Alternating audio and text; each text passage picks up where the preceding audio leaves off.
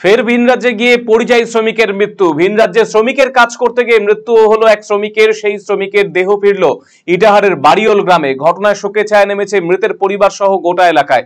ইটাহার থানা সুরুন 1 নম্বর অঞ্চলের বাড়িওল গ্রামের বাসিন্দা জাহাঙ্গীর আলম তার মা, বাবা, স্ত্রী এবং 2 শিশু সন্তান বাড়িতে রেখে সংসার চালানোতে পেটের টানে মুম্বাই চলে গিয়েছিলেন পরিযায়ী শ্রমিকের কাজ করতে।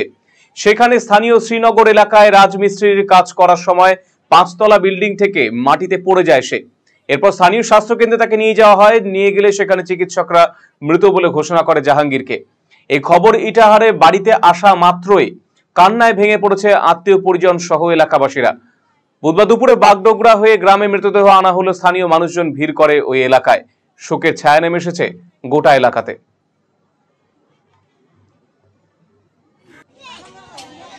ছিল ডিস্ট্রিক্ট সিভিল হসপিটাল, মানে ও কাজ পেয়েছিলাম আমরা ওখানে।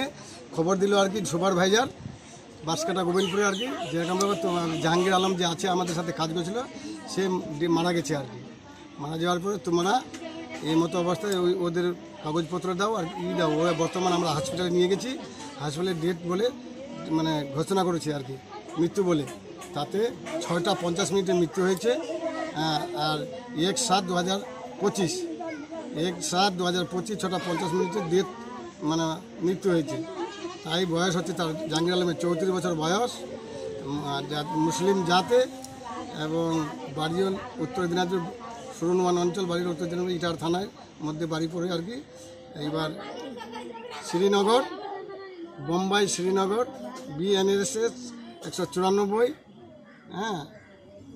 94 1/7/2025 to 11 PM ওই।